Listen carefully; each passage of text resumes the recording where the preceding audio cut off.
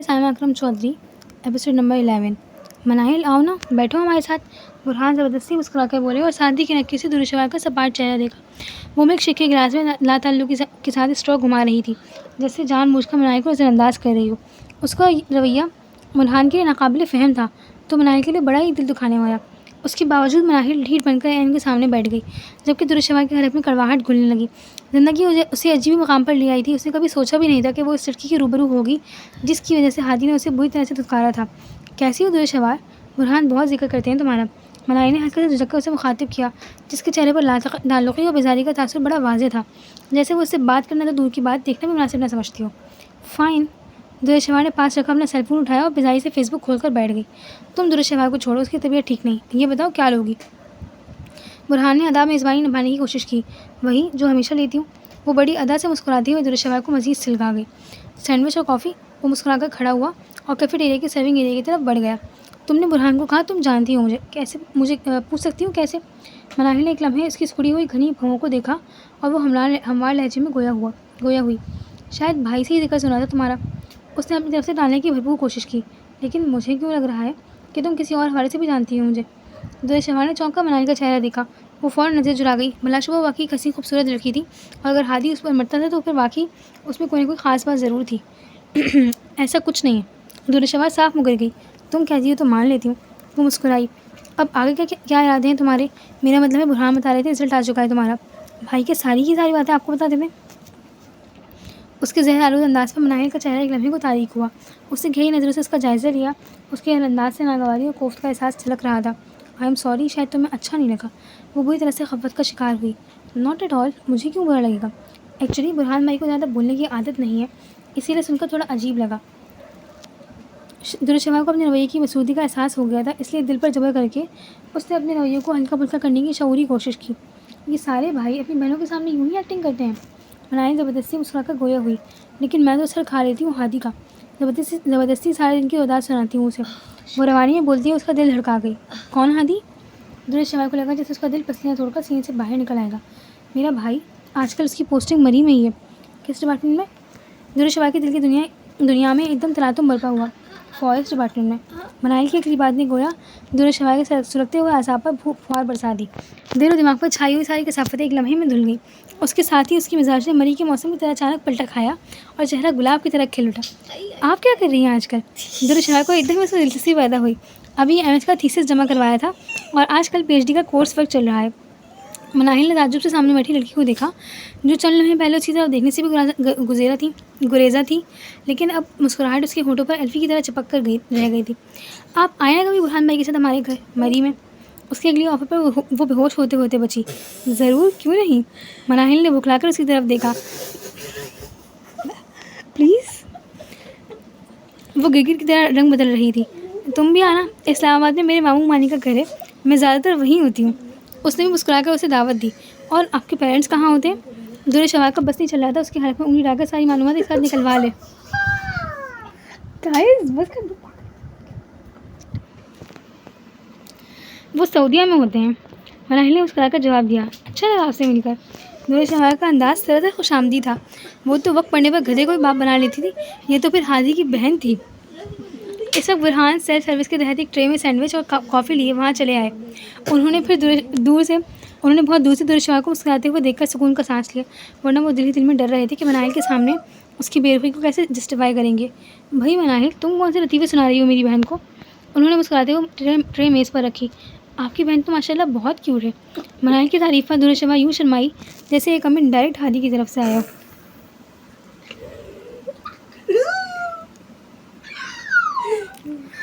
आखिर बहन किसकी है? बुरहान के तराने पर दुरुशवार ने चौंक कर अपने भाई की तरफ देखा। बुरहान का रवैया उसके लिए बिल्कुल नया था। वो मनाहिल को जिस वालहाना अंदाज से देख रहे थे, उसे अपने अंदर एक साथ कई खतरे की घंटियाँ बजती हुई महसूस हुई। उसके साथ ही उसकी जहन की स्क्रीन पर नाविया का अफसरदा चेहरा उभरा। भाई, आपने नाविया को मिलवाया उनसे? दुरुशवार ने अनजान बनकर पूछा। उनके चेहरे की रंगत लम्हे भर को तग़य्युर हुई, जिससे दुरुशवार ने सेकंडों में भांपा था। बुरहान को इस वक्त नाविया का जिक्र खौफ में मुब्तला कर गया। हाँ, एक बार, उन्होंने मुख्तसरन जवाब दिया। वो जो आपकी चचा की बेटी थी? मेरा ख्याल है फर्स्ट सेमेस्टर है उसका। मनाहिल बड़ी मज़े से सैंडविच खाते हुए बोली। हाँ हाँ, वही। बुरहान ने बात ख़त्म करने की शौरी कोशिश की। ये कॉफ़ी हो ना? بالکل لے رہی ہوں. دورشوار اگر تم یہاں ہو تو کل میرٹ میں ایک کانسرٹ ہے، وہاں ایک ساتھ چلتے ہیں، بہت مزہ آئے گا. منال کے آفر پر دورشوار کا دل بے اختیار دھڑکا اور اسے فوراً امید بھری نگاہوں سے برہان کو دیکھا. بھائی برہان کی طرف کیوں دیکھ رہی ہو؟ میں تم سے پوچھ رہی ہوں. مناہل نے فوراً اس کی چوری پکڑی. وہ ایکچولی بھائی کی پرمیشن کے بغیر کیسے جا سکتی ہوں؟ اس نے مسکرا کر اپنی مجبوری بتائی اور ساتھ ہی گیند برہان کی کوٹ میں ڈال دی. ڈونٹ وری، میرے ساتھ جانے سے یہ منع نہیں کریں گے. کیوں برہان؟ منال کے معنی خیز انداز پر کھل کر مسکرایا. مجھے تو کوئی اعتراض نہیں اگر دورشوار جانا چاہتی ہے. جواب حسب توقع ہی آیا. اب بتاؤ. مناہل نے مسکراتے ہوئے دورشوار کا کھلتے گلاب جیسا چہرہ دیکھا. چند ہی منٹوں میں اس کے چہرے کی زردی بالکل غائب ہو چکی تھی. شاید اسی لیے کہا جاتا ہے کہ باہر کے سارے موسم انسان کے اندر کے موسم کے تابع ہوتے ہیں. اسے جھٹ سے اس بات میں سے ہلا دیا. وہ بھلا منال کو کس طرح منع کر سکتی تھی جو ہادی کی بہن تھی، اور ہادی وہ بندہ تھا جس کو پانے کے لیے وہ دنیا کا ہر حربہ آزمانے کو تیار تھی. شہزاد نے اپنے گھر کے ڈائننگ روم میں قدم رکھا. سامنے وقار درانی بڑی بے چینی سے اس کے منتظر تھے. وقت بھی کتنا ظالم ہے، بڑے بڑے فاتح لوگوں کو انہی لوگوں کے قدموں میں گراتا ہے جن پر وہ کبھی ایک نظر ڈالنا بھی گوارا نہیں کرتے. یہ وہی بریگیڈیئر وقار درانی تھے جنہوں نے اپنی اس بیٹی کو اس قصے میں سے اس قدر صفائی اور مہارت سے نکالا تھا کہ ایک دفعہ تو شہزاد کا باقاعدہ دھاڑے مار مار کر رونے کو دل چاہا. یہ وہی کنزا کے فادر تھے جنہوں نے راتوں رات اپنی بیٹی کا نام FIR سے نکلوا کر سارے سسٹم کی آنکھوں میں دھول جھونک دی تھی، جو کچھ عرصے پہلے تک شہزاد اور ٹینا بیگم کو بھی کسی بھی گنتی میں رکھنے کے روادار نہیں تھے، اور اس وقت وہ پورے آدھے گھنٹے تک اس کا انتظار کر رہے تھے. شہزاد سلام کر کے ان کے سامنے والے سنگل صوفے پر بیٹھ گئی. پورے ماحول پر ایک محسوس کی جانے والی تلخی کا راج تھا. چائے کی ٹرالی میں ساری چیزیں جوں کی توں رکھی ہوئی تھیں، کسی نے ان کو چکھا تک نہیں تھا. سامنے والے صوفے پر بریگیڈیئر وقار درانی ٹانگ پر ٹانگ رکھے بے چین انداز میں اپنا دایاں پاؤں مسلسل ہلا رہے تھے، جو ان کی ذہنی اضطراب کی غمازی کر رہا تھا. دوسری طرف ٹینا بیگم کو کھاجائی نظروں سے دیکھتے ہوئے مسلسل ان کے اعصاب کا کھڑا امتحان لے رہی تھی. جی وقار صاحب، کیسے آنا ہوا؟ دورشوار نے انجان بننے کے سارے ریکارڈ توڑ دیے. اچھا. شہزاد، آپ تو ایسے انجان بن نہیں جیسے جانتی ہی نہیں. وقار درانی بھی کسی سے کم نہیں تھے. خیر جانتی تو میں سبھی کچھ ہوں، یہ اور باتیں کہ اگلے بندے پر ظاہر نہ کروں. اس کے تنزیہ انداز سے وقار درانی کی پیشانی پر تفکر کی لکیریں رنگنے لگی. ارے نہیں، آپ غلط سمجھ رہی ہیں، ایسا کچھ نہیں ہے. انہوں نے گھاگ طریقے سے اسے گھیرنے کی کوشش کی. آپ کیا سمجھتے ہیں اپنی بیٹی کا نام FIR سے نکلوانے کے بعد بچا لیں گے اسے؟ ٹینا بیگم کے ضبط کا پیمانہ چھلکا. جسٹس محمود نے اس کا نام لیا ہی نہیں تھا. انہوں نے پہلو بدل کر اپنی صفائی دینے کی کوشش کی. وقار صاحب وہ بات کریں جس پر یقین آ جائے. شہزاد نے بیچ میں لقمہ دیا. میں ٹھیک کہہ رہا ہوں بیرسٹر شہری. وہ اپنی بات پر ڈٹے ہوئے تھے. لیکن آپ اور آپ کی بیٹی تو اچھی طرح سے جانتے ہیں کہ گاڑی اس وقت رومانسر نہیں کنزا چلا رہی تھی. ٹینا بیگم نے ناراض لہجے میں یاد دلانے کی کوشش کی. دیکھیں مسز ہارون، آپ پرانی باتوں کو بھول جائیں تو بہتر ہوگا. انہوں نے نپے تلے انداز میں کہا. دیکھیں وقار صاحب، یہ نہ تو یہ معاملہ اتنا سیدھا ہے جتنا آپ سمجھ رہے ہیں، اور نہ ہم لوگ اتنے سادہ ہیں جتنا آپ کا خیال ہے. شہزاد کے تنزیہ انداز پر خدشات کسی سنبولے کی طرح ان کے اندر سے سرانے لگے. آپ کہنا کیا چاہتی ہیں؟ انہوں نے تھوک نکلتے ہوئے پوچھا. سیدھی اور صاف بات ہے. اگر جسٹس محمود کے بیٹے کے قتل کے جرم میں میری بہن کو سزا ہوگی تو میں ہر اس بندے کو کورٹ میں گھسیٹوں گی جس کا اس کیس سے معمولی سے بھی تعلق ہوگا.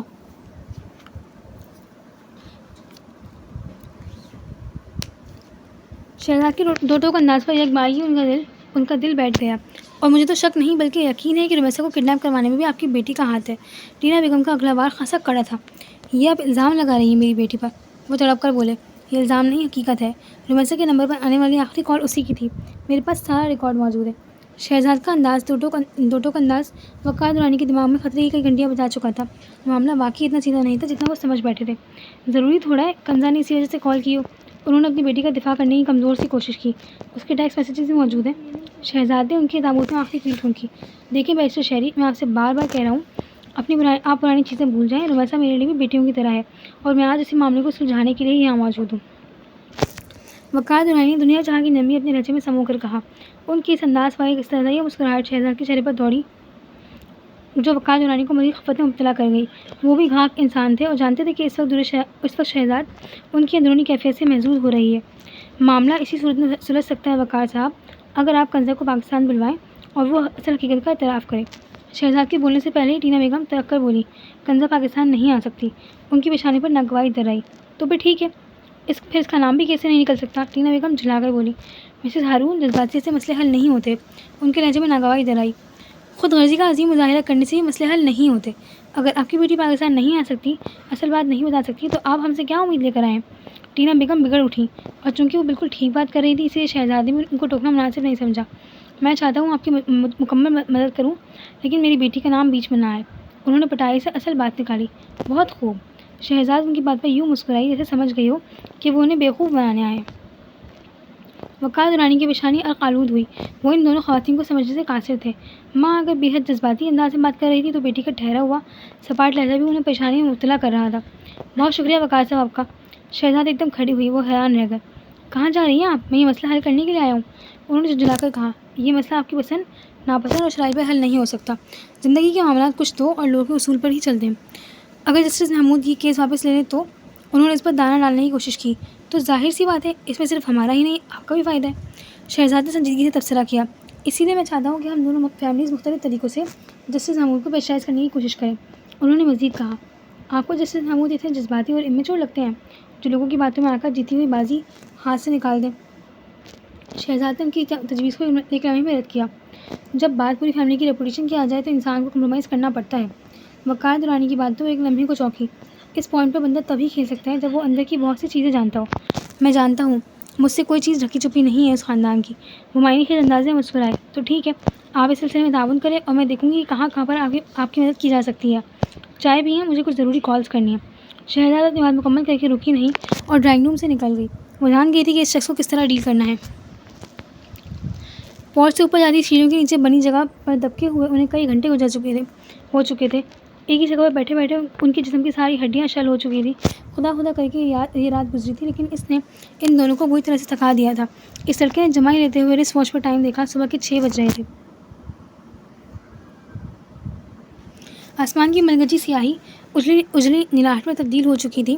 اس نے رومیسا کی طرف دیکھا جو دیوار سے ٹیک لگائے اپنے گھٹنوں میں سر دیے بے خبر سو رہی تھی۔ اسے بے ساختہ اس پر رشک آیا۔ وہ ساری رات ایک لمحے کو بھی اپنی آنکھیں بند نہیں کر پایا تھا۔ وہ باہر ٹین ڈبے بیچنے والے کی آواز سے جاگی اور نیند بھری آنکھوں سے اسے دیکھا۔ وہ سامنے پورچ میں کھلنے والے دروازے کے قفل کے ساتھ تباہ آزمائی کرنے میں مگن تھا۔ اس کے ہاتھ میں ایک لوہے کی تار تھی۔ یہ کیا کر رہے ہو؟ رومیسا کی آواز سے وہ پلٹا اور ہونٹوں پر انگلی لے کر اسے خاموش رہنے کا اشارہ کیا۔ اٹس ناٹ فیئر، وہ آہستگی سے بڑبڑائی۔ بیوقوف لڑکی، پولیس باہر موجود ہے اور ہم کب تک اس پورچ میں چھپے رہیں گے؟ اس کی آواز میں بیزاری کا عنصر نمایاں تھا۔ اسی وقت ٹک کی آواز کے ساتھ قفل کھل گیا۔ اس کے چہرے پر بڑی فطری سی خوشی جھلکی۔ وہ اپنے ٹراؤزر کی جیب میں ٹٹولتا ہوا رومیسا کے پاس آیا اور سرگوشی کے انداز میں بولا، اٹھو اندر چلتے ہیں۔ جیسے ہی پولیس یہ علاقہ خالی کروائے گی میں تمہیں تمہارے گھر چھوڑاؤں گا۔ میں نہیں جاؤں گی اندر، اس نے صاف انکار کیا۔ احمق لڑکی، تم خود بھی مرو گی اور مجھے ہی مرواؤ گی۔ اس کی آواز دبی دبی قرارت سے مشابہ تھی۔ میں تھوڑی کہا تھا مگر کھلاؤ مجھے۔ وہ اپنی پرانی جھون میں واپس آ رہی تھی۔ واہ، فارم ہاؤس سے نکلتے ہی چوٹی کو ہی پڑ لگ گئے۔ وہ بے ساختہ مسکرایا۔ خود اپنی طرف بھی دیکھ لو کیسے اونٹ پہاڑ کے نیچے آیا کھڑا ہے۔ اس نے دو جواب دیا جسے سن کر وہ مسکرایا۔ اچھا دیکھ لوں گا، فی الحال اٹھو ورنہ ہم کسی بڑی مشکل میں پھنس سکتے ہیں، اور میں تو ویسے ہی یتیم مسکین بچہ ہوں۔ اس نے نرمی سے کہتے ہوئے آگے بڑھ کر رومیسا کا بازو پکڑا تو رومی کو ایک دم جھٹکا لگا۔ اس کا ہاتھ گویا ایک جلتا ہوا انگارہ تھا۔ وہ تیز بخار میں بھنک رہا تھا۔ تمہیں تو ٹیمپریچر ہے؟ وہ پریشان انداز میں خود ہی کھڑی ہو گئی۔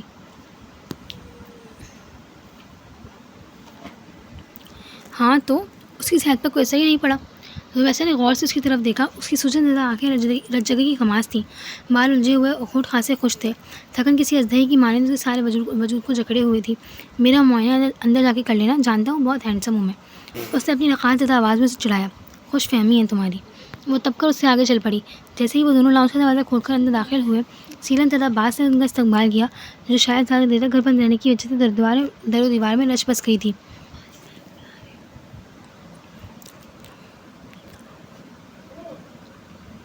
رومیسا نے لاشعوری طور پر ساری لائٹس آن کر دی۔ بیوقوف لڑکی، لائٹس کیوں جلا رہی ہوں؟ پڑوسی کو شک ہو جائے گا۔ اس نے آگے بڑھ کر لائٹس آف کی اور لاؤنج کے پردے ہلکے سے سکھائے۔ سورج کی روشنی کا ایک طوفان اندر گھس آیا۔ لاؤنج میں رکھے فرنیچر کو بڑی بڑی چادروں سے ڈھکا ہوا تھا۔ ایسے لگتا تھا جیسے اس گھر کے مکینے طویل عرصے کے لیے یہاں سے گئے ہوں۔ باہر کی نسبت اندر کے حالات خاصے بہتر تھے۔ ہلکی ہلکی سی گرد ہر چیز پر چپکی ہوئی تھی۔ اسی لاؤنج میں 2 بیڈ رومز اور کچن کے دروازے کھلتے تھے جو خوش قسمتی سے لاک نہیں کیے گئے تھے۔ بیڈ رومز کی حالت بھی خاصی بہتر تھی۔ رومیسا تو بڑے آرام سے بیڈ سے ٹیک لگا کر بیٹھ گئی۔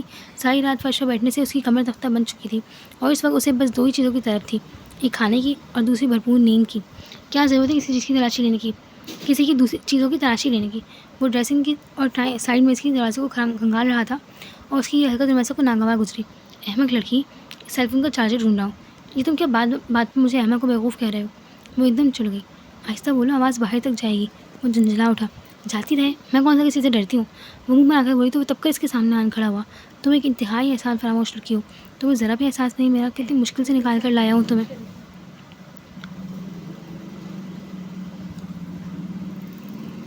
کیوں احساس کروں میں تمہارا؟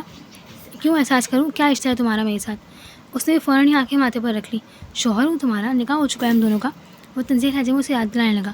وہ نکاح جو زبردستی کیا تھا تم نے؟ ویسے نے برا سا منہ بنا کر اس کی طرف دیکھا. تمہارے ہی اکسانے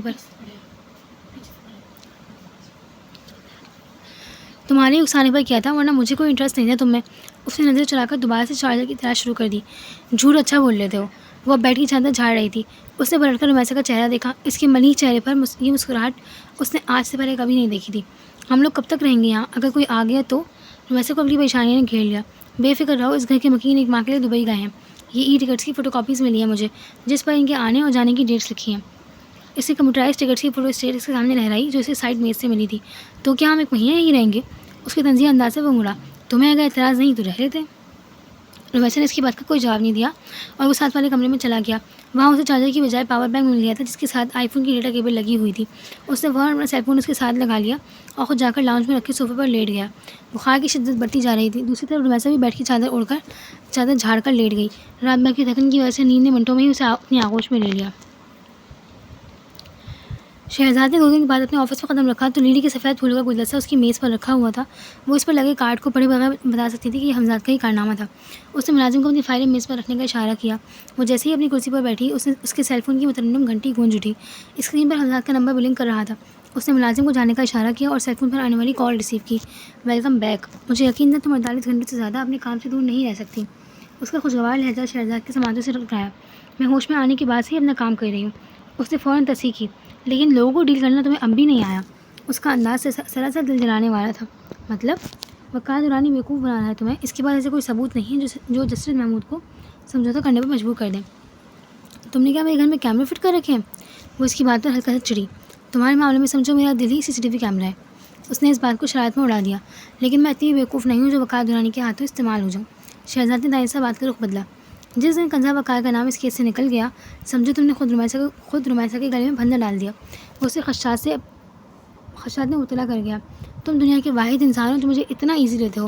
میں نے بھی اتنے سال بیرسٹری پڑھی ہے، جھک نہیں ماری. اس کا تلملانا حمزاد کو خوشگواریت میں مبتلا کر گیا. تبھی تو اس نے اس دفعہ کھل کر کہکہ لگایا. ویسے تو بڑے جاسوس بنے پھرتے ہو لیکن میری بہن کا تو پتہ نہیں کروا سکے. شہزاد نے اسے تانا دیا. بے فکر رہو، 1-2 دن میں پہنچ جائے گی گھر. حمزاد کی بات پر شہزاد کا دل بری طرح سے دھڑکا. لیکن اس نے دائرہ مطابق کا مظاہرہ نہیں کیا. یہ بات تو میں بہت دنوں سے سن رہی ہوں. شہزاد نے اس پر کھلا طنز کیا. تم اس بات کو چھوڑو. بہتر ہوگا timber mafia case madam Qureshi کو خود ہینڈل کرنے دو. اس نے اس بار سنجیدگی سے مشورہ دیا. کیوں؟ تمہیں کیا لگتا ہے میں ہار جاؤں گی؟ منہ بنا کر گویا ہوئی. مجھے معلوم ہے تم یہ کیس جیت جاؤ گی شہزاد، لیکن وہ اس کی بات پر ٹھہر کر بڑی متانت سے بولا. لیکن کیا؟ وہ الجھ گئی. یہ جیت تمہارے حلق کا وہ نمالہ بن جائے گی جسے نہ تم اگل پاؤ گی اور نہ نگل پاؤ گی اور نہ اگل.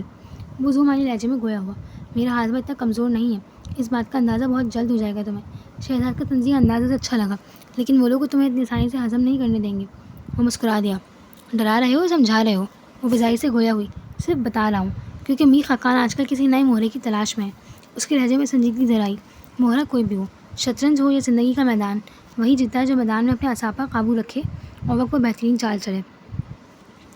وہ مسکرائی. وہ تو ٹھیک ہے لیکن بعض دفعہ لوگ بہت خوبصورتی سے آپ کے پیروں کے نیچے سے زمین نکال لیتے ہیں اور آپ کو پتہ تک نہیں چلتا. حمزاد نے اسے پھر سمجھانے کی کوشش کی جو بے سود رہی. دشمن کی ہوشیاری اسی وقت کامیاب ہوتی ہے جب آپ کے پیروں کے نیچے زمین اپنی نہ ہو.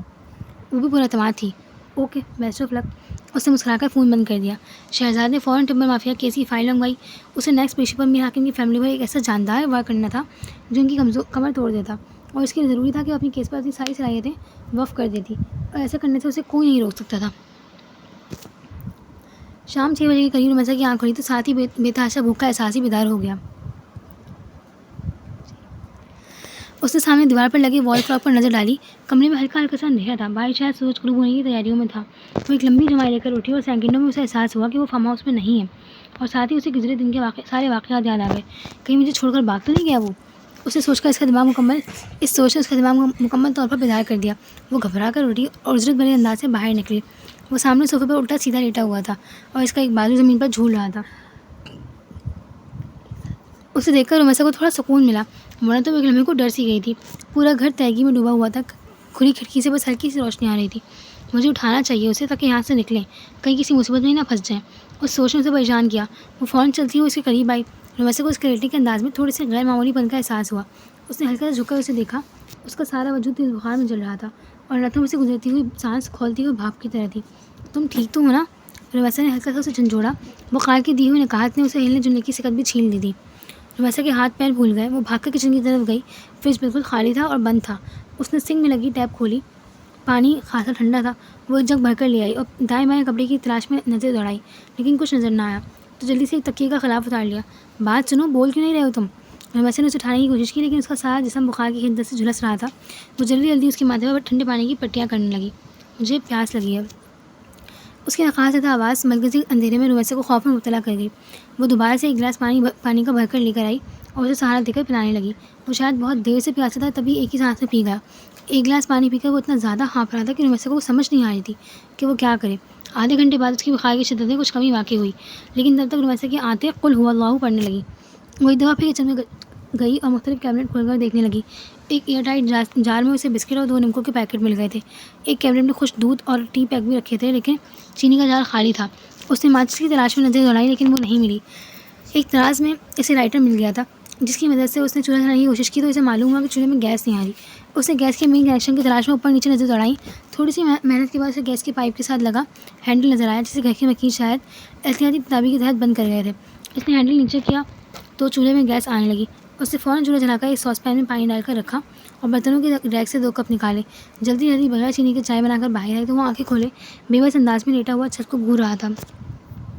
اس کا چہرہ بخار کی شدت سے سرخ اور آنکھیں جل رہی تھیں۔ رمیسا کو اس سے بے پناہ ہمدردی محسوس ہوئی۔ وہ اس وقت مکمل طور پر اس کے رحم و کرم پر تھا۔ رمیسا نے آگے بڑھ کر اسے سہارا دے کر اٹھایا اور پشت پر کافی سارے کشن اٹھا کر رکھے۔ وہ مشکور نگاہوں سے اس کی طرف دیکھ رہا تھا۔ اس نے پاس بیٹھ کر بسکٹ چائے کے کپ میں بھگو کر اسے کھلانے شروع کیے۔ وہ اتنی سی مشقت میں ہی نڈھال ہو گیا تھا۔ بات سنو، وہ آہستگی سے مخاطب ہوا۔ ہاں کہو۔ رمیسا نے فوراً جھک کر اس کی سرخ آنکھوں کی طرف دیکھا اور بے اختیار نظر چلا لی۔ پردے آگے کر کے لائٹ جلاؤ اور بیڈ روم کی سائڈ ٹیبل پر پیناڈول کا ایک پتا دیکھا تھا میں نے، وہ پلیز لا دو، وہ مشکل بول رہا تھا۔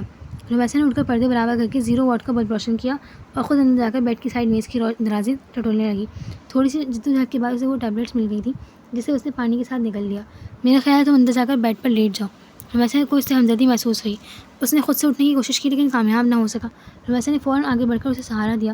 وہ بری طرح سے ہانپ رہا تھا اور اسے سیدھا کھڑا ہونے میں دشواری ہو رہی تھی۔ رمیسا اسے پکڑ کر بمشکل روم تک لائی اور وہ فوراً بیڈ پر لیٹ گیا۔ اوہ میرے خدا! وہ اپنی ہتھیلی کا مکہ سا بنا کر ماتھے پر رگڑ رہا تھا، شاید درد کی شدت بڑھ رہی تھی۔ میں دبا دوں؟ رمیسا کو اس کی بیچارگی پر ترس آیا۔ وہ ہلکے سے جھک کر اس کا سر دبانے لگی۔ میڈیسن لینے سے اسے کافی فرق پڑتا، تبھی 1 گھنٹے بعد وہ تکیے کو پیچھے غافل سو رہا تھا۔ وہ دبے قدموں اٹھ کر کچن میں چلی آئی، دوبارہ چائے بنا کر لائی۔ وہ لاؤنج میں آ کر بیٹھ گئی۔ اس کا دل بے شمار اندیشوں کی آماج گاہ بنا ہوا تھا۔ نمکوں اور بسکٹ کھانے سے اسے تھوڑی توانائی کا احساس ہوا تو وہ دوبارہ بیڈ روم میں چلی آئی۔ سامنے دیوار پر ایک ینگ کپل کی شادی کی تصویریں لگی ہوئی تھیں۔ اس نے پہلی بار اس سارے گھر کو غور سے دیکھا تو احساس ہوا کہ کسی نئی نویلی شادی شدہ جوڑے کا گھر تھا۔ نیا فرنیچر، کراکری اور دیوار پر لگی تصویریں اس بات کی گواہ تھیں۔ وہ چلتے چلتے ڈریسنگ کے شیشے کے سامنے آن کھڑی ہوئی اور اپنا ملکچہ ساگ شیشے میں دیکھ کر اسے دھچکا لگا۔ اتنی دن پرانی جینس کے ساتھ پہنی ہوئی میلی شرٹ کو دیکھ کر اسے اپنے آپ سے گھن آئی۔ اس نے دیوار کی وارڈروب کھولی تو اس میں کئی کام والے لیڈی سوٹ لٹک رہے تھے۔ اس نے نسبتاً ایک سادہ کاٹن کا سوٹ نکالا، اس کے ناف سے تھوڑا کھلا تھا، لیکن وہ اسے اٹھا کر واش روم میں گھس گئی۔ 1 گھنٹہ شاور لے کر وہ باہر نکلی تو وہ ابھی بھی سو رہا تھا، لیکن رمیسا کو اپنا آپ بڑا ہلکا پھلکا محسوس ہوا۔ اس وقت رات کے 8 بج رہے تھے۔ وہ سونے کی تلاش میں دائیں بائیں نظر دوڑانے لگی۔ جیسے ہی وہ لاؤنج کے صوفے کی طرف بڑھی، اس کی نظر دیوار پر رینگتی چھپکلی پر پڑ گئی۔ اس کا دل دھک کر کے رہ گیا۔ اسے چھپکلیوں سے بچپن سے ہی بتحاشا خوف آتا تھا۔ وہ الٹے قدم واپس لوٹ آئی۔ دوسرے کمرے میں بھی جانے کا حوصلہ نہیں تھا، اسی لیے خاموشی سے تھوڑا فاصلہ رکھ کر اس کے برابر میں لیٹ گئی۔ شاور لینے کے بعد اسے خاصی سکون کی نیند آ رہی تھی۔ رات کا جانے کون سا پہر تھا جب اس کی آنکھ کھلی۔ وہ ہڑبڑا کر اٹھ بیٹھی۔ وہ جاگ چکا تھا اور اس کی آنکھوں میں نہ جانے کون سا تاثر تھا۔ وہ نظر جھکانے پر مجبور ہو گئی۔ Thank you رمیسا۔ اس کی حالت خاصی سنبھل چکی تھی۔ ٹیمپریچر اتر گیا؟ ہاں، اور تمہارا بہت شکریہ، تم نے میرا بہت خیال رکھا۔ وہ کھلے دل سے اسے سراہ رہا تھا۔ رومی نے اس کی بات کا کوئی جواب نہیں دیا۔ وہ خاموشی سے لیٹی رہی۔ وہ بیڈ کی پشت سے ٹیک لگائے نیم دراز تھا۔ کمرے میں ملکچہ سا اندھیرا تھا۔ لاؤنج میں چلنے والے 0 واٹ کی بلب کی نیم مدد سی روشنی اس کے کمرے میں بھی آ رہی تھی۔ ایک بات بتاؤ سچ؟ اس کے لہجے میں کچھ تھا۔ رمیسا نے بے ارادہ مڑ کر اسی طرف دیکھا۔ اس کی آنکھوں میں بڑا نرم سے تاثر تھا. دونوں کی نیندیں پوری ہو چکی تھی، اس لیے وہ کافی بہتر محسوس کر رہے تھے. مجھے نہیں معلوم روہیل اور تمہارے درمیان کیا تھا اور تم نے کیوں مارا اسے. وہ ثانیہ سے گویا ہوا، لیکن رومیسا نے فوراً اس کی بات کاٹ ڈالی. میں نے اسے نہیں مارا اور نہ ہی میری فرینڈ کنزا کا کوئی ایسا ارادہ تھا. تو بھی کیا ہوا تھا اس رات؟ اس کا انداز خاصا دوستانہ تھا. تم کیوں پوچھ رہے ہو؟ وہ ہلکا سے چونکی. مجھے یقین نہیں آ رہا کہ تم جیسی لڑکی کسی کو اتنی بے رحمی سے اپنی گاڑی سے ہٹ کر سکتی ہے. وہ آہستگی سے بولا. میرے اندر تو اس رات اتنی ہمت بھی نہیں تھی کہ گاڑی بھی ڈرائیو کر سکتی، کیونکہ تھوڑی دیر پہلے کلب میں میرا روہیل کے ساتھ جھگڑا ہوا تھا. وہ مجھ سے خواہ بے تکلف ہونے کی کوشش کر رہا تھا اور میں نے غصے میں اسے تھپڑ مار دیا تھا. رومیسا پہلی دفعہ اس سے بے تکلفانہ انداز سے بات کر رہی تھی. شاید یہ رات کی تنہائی کا اثر تھا یا پھر ان حالات کا جو ان دونوں کو ایک دوسرے کے قریب لے کر آئے تھے. دور کہیں تقدیر اپنے اس فیصلے پر دوبارہ مسکرائی تھی. تم کیسے جانتی تھی روہیل کو؟ میں اسے نہیں جانتی تھی. وہ شاید کنزا کا اسکول پھیلو رہا تھا. رومیسا کی لہجے کی سچائی گواہ تھی کہ وہ جھوٹ نہیں بول رہی. تم روہیل کی فرینڈ ہو کیا؟ نہیں. اس کی بات پہ رومیسا کو دھچکا لگا. پھر وہ اٹھ کر بیٹھ گئی.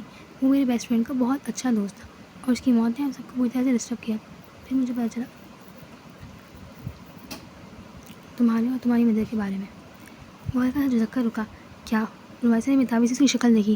وہ اس سے نظر چرا رہا تھا. کچھ نہیں. وہ کسی کمزور لمحے کی زد میں تھا، اسی لیے اس کا دل نہیں دکھانا چاہتا تھا.